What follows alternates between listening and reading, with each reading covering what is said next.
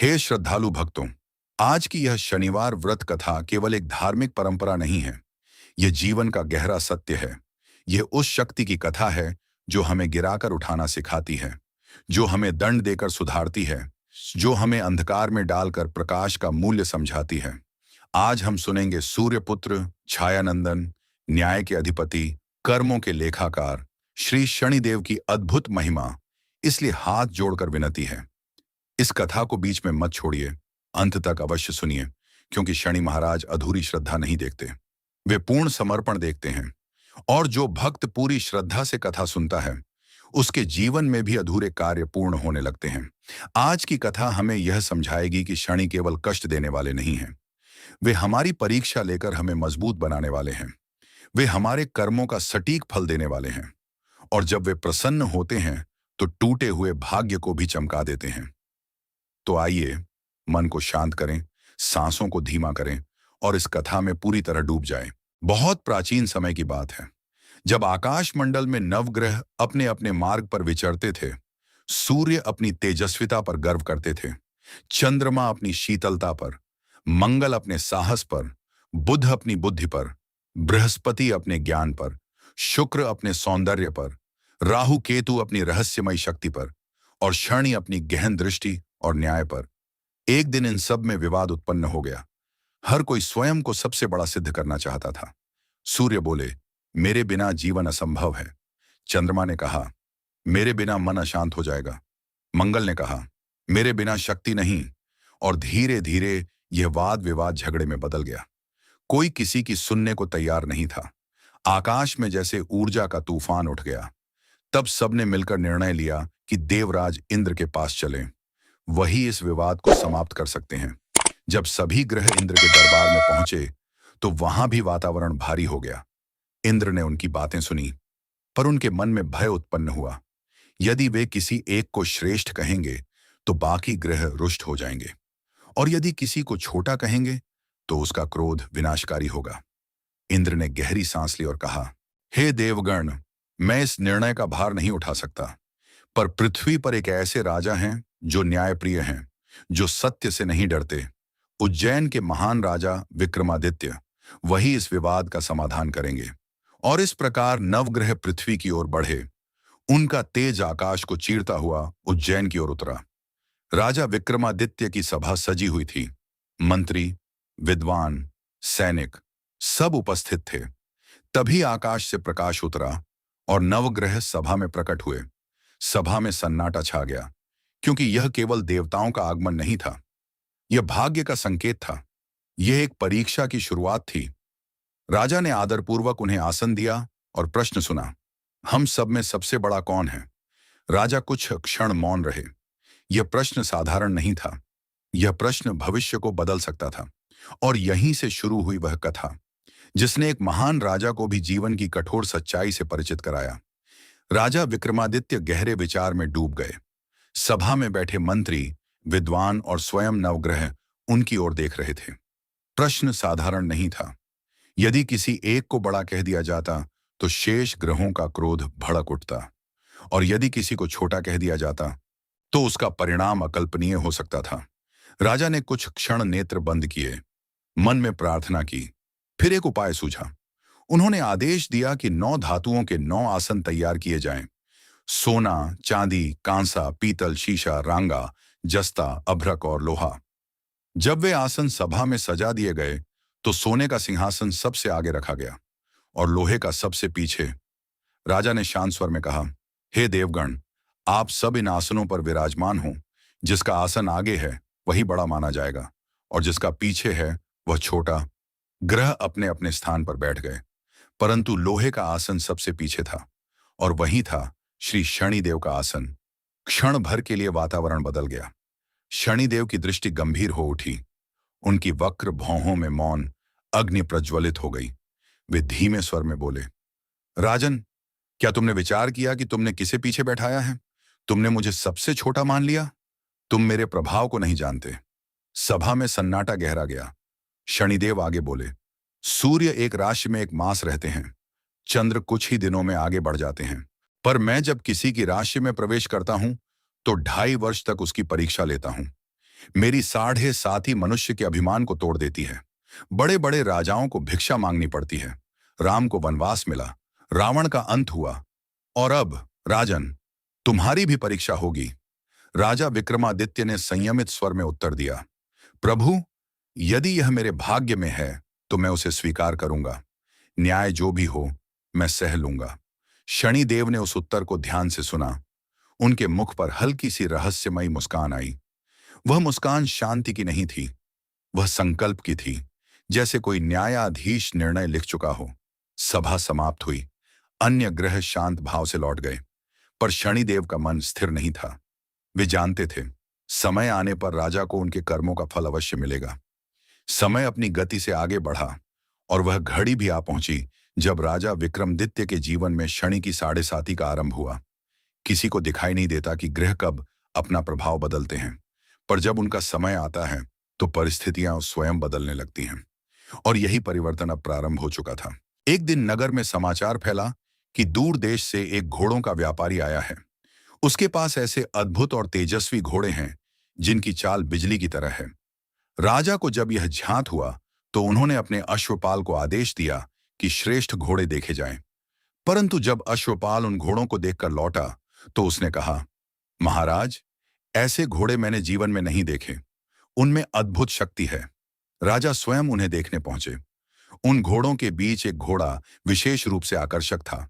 उसकी आंखों में अनोखी चमक थी, शरीर बलवान और चाल गर्वपूर्ण। राजा ने उसी घोड़े को चुना और उस पर आरूढ़ हो गए। जैसे ही राजा उसकी पीठ पर बैठे, घोड़ा अचानक प्रचंड वेग से दौड़ पड़ा। सैनिक पीछे छूट गए, नगर पीछे छूट गया, मार्ग, खेत, वन सब एक क्षण में दूर हो गए। घोड़ा मानो हवा को चीरता हुआ भाग रहा था। कुछ ही क्षणों में वह राजा को एक घने और निर्जन वन में ले गया। वहां न कोई प्रहरी था, न कोई मार्गदर्शक। अचानक वह घोड़ा रुक गया और अगले ही पल अदृश्य हो गया। राजा भूमि पर गिर पड़े। चारों ओर घना अंधकार, ऊंचे ऊंचे वृक्ष, अजीब सी निस्तब्धता। अब वे अकेले थे, एक महान सम्राट, पर उस क्षण केवल एक साधारण मनुष्य। भूख और प्यास से व्याकुल होकर वे वन में भटकने लगे। समय बीतता गया, सूर्य सिर पर आ गया, शरीर थक गया। तभी उन्हें दूर एक ग्वाला दिखाई दिया। राजा ने उससे जल मांगा। ग्वाले ने करुणा से उन्हें पानी पिलाया। राजा के पास देने को कुछ न था, केवल उनकी उंगली में पहनी हुई एक अंगूठी थी। उन्होंने वह अंगूठी उतारी और कृतज्ञता से ग्वाले को दे दी। फिर वे आगे बढ़े, अंततः एक नगर में पहुंचे। अब उनके पास न राजसी वस्त्र थे, न पहचान। उन्होंने अपना नाम वीका बताकर एक सेठ की दुकान पर बैठने की अनुमति मांगी। संयोग से उस दिन सेठ की बिक्री अत्यधिक हुई। उसने सोचा, यह व्यक्ति शुभ है, इसे अपने घर भोजन पर बुलाया जाए। पर नियति ने अभी परीक्षा पूरी नहीं की थी। भोजन के समय एक अद्भुत घटना हुई। दीवार की खूंटी पर लटका हार अचानक अदृश्य हो गया। ऐसा लगा मानो खूंटी ने ही उसे निगल लिया हो। कमरे में और कोई न था। सबकी दृष्टि उसी अपरिचित अतिथि पर टिक गई। आरोप लगा, इसी ने चोरी की है। राजा ने सत्य कहा, पर कौन सुनता। उन्हें पकड़कर सैनिकों के पास ले जाया गया। निर्णय कठोर था। बिना पूर्ण जांच के दंड दे दिया गया। उनके हाथ और पैर काट दिए गए। जो राजा कभी न्याय देता था, आज वही अन्याय सह रहा था। वन की निस्तब्धता से लेकर नगर की भीड़ तक, हर स्थान पर अपमान और पीड़ा उनका पीछा कर रही थी। पर यही शनि की परीक्षा थी, अहंकार को तोड़ने की, धैर्य को परखने की, और यह दिखाने की कि समय से बड़ा कोई नहीं। राजा मौन रहे, क्योंकि भीतर कहीं उन्हें स्मरण था, यह वही परिणाम है जो उस दिन सभा में आरंभ हुआ था। वन से नगर और नगर से दंड।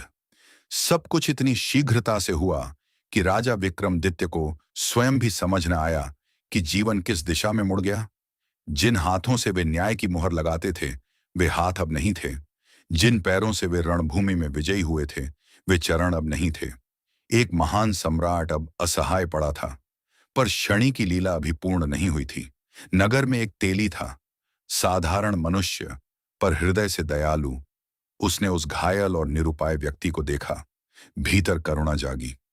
वह उसे अपने घर ले आया और अपने कोल्हू के पास बैठा दिया, जहां बैल घूमते थे और तेल निकलता था। वही अब राजा का स्थान था। दिन बीतते गए, समय की धूल उनके राजसी अतीत को ढकती गई। लोग उन्हें चौरंगिया कहने लगे, पर उन्होंने शिकायत न की। भीतर कहीं गहरा धैर्य जन्म ले चुका था। एक वर्षा की रात्रि थी। आकाश में बादल गरज रहे थे, बिजली चमक रही थी और वर्षा की बूंदें मिट्टी पर मधुर ध्वनि कर रही थीं। उसी क्षण उनके भीतर का संगीत जाग उठा। राजा ने मल्हार राग गाना आरंभ किया। स्वर में पीड़ा थी, पश्चाताप था और एक अदृश्य समर्पण भी। वह स्वर साधारण न था। उसमें अनुभव की तपिश थी, अन्याय की चोट थी और भीतर छिपी हुई विनम्रता थी। उनका गीत नगर के राजमहल तक पहुंचा। राजकुमारी ने वह स्वर सुना।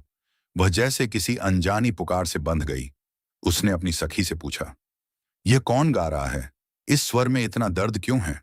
सखी ने खोज की और लौटकर बताया, तेली के घर में एक चौरंगिया बैठा है, वही यह गा रहा है। राजकुमारी का हृदय विचलित हो उठा। उसने निश्चय कर लिया, मैं उसी से विवाह करूंगी। राजमहल में हलचल मच गई। माता ने समझाया, पिता ने समझाया, मंत्री बोले, यह असंभव है। पर राजकुमारी दृढ़ रही। उसने कहा, जिस स्वर में सच्चाई है वही मेरा जीवन साथी होगा। अंततः राजा ने विवश होकर तेली को बुलाया और अपनी पुत्री का विवाह उस चौरंगिया से कर दिया। विवाह हुआ, दीप जले, पर किसी को झांक न था कि यह साधारण विवाह नहीं है। यह भाग्य का नया अध्याय है। रात्रि गहरी हुई, सब सो गए। तभी स्वप्न में श्री शनिदेव प्रकट हुए। उनकी दृष्टि गंभीर थी, पर अब उसमें क्रोध नहीं था। उन्होंने कहा, राजन, अब क्या तुम्हें मेरा प्रभाव समझ में आया? राजा ने विनम्रता से उत्तर दिया, प्रभु, मैंने भूल की थी। मैंने आपको छोटा समझा। आज मैं समझ गया कि आपके बिना न्यायपूर्ण नहीं होता।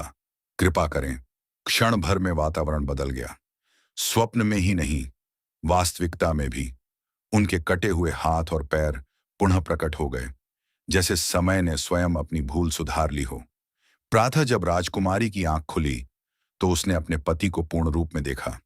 वह चकित रह गई और उसी क्षण सत्य का द्वार खुलने वाला था। प्रातः काल की कोमल किरणें जब महल की खिड़कियों से भीतर आईं, तब राजकुमारी ने अपने पति की ओर देखा और विस्मित रह गई। जिन हाथों और पैरों के बिना उसने विवाह किया था, वे अब पूर्ण और सशक्त थे।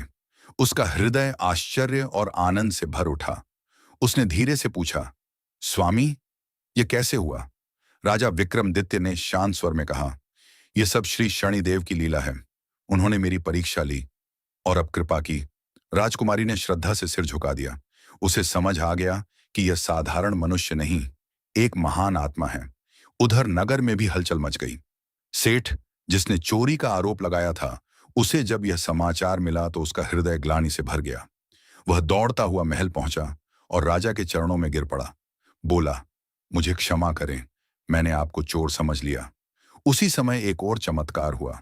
वही खूंटी जिसने हार को निगल लिया था, उसने वह हार सबके सामने उगल दिया, जैसे स्वयं सत्य प्रकट हो गया हो। अब सबको झांत हो गया कि वह चौरंगिया कोई साधारण व्यक्ति नहीं, वही उज्जैन के महान राजा विक्रमादित्य हैं। नगर में उत्सव मनाया गया, शंखनाद हुआ, दीप जलाए गए और सम्मान के साथ राजा को पुनः राजसी आदर दिया गया। कुछ समय बाद राजा अपनी रानी और नववधू के साथ उज्जैन लौटे। नगर की प्रजा उन्हें देखकर आनंद से भर उठी। दीपमालाएं सजीं, मार्गों पर पुष्प बिछाए गए। राजसभा में बैठकर राजा ने घोषणा की, मैंने एक दिन शनिदेव को छोटा समझा था और उसी अहंकार ने मुझे यह कष्ट दिया, पर आज मैं स्वीकार करता हूं, शनिदेव सभी ग्रहों में श्रेष्ठ हैं। वे दंड नहीं देते, वे न्याय करते हैं। वे हमें गिराकर उठाते हैं। तब से उज्जैन में प्रत्येक शनिवार को व्रत, पूजा और कथा का आरंभ हुआ।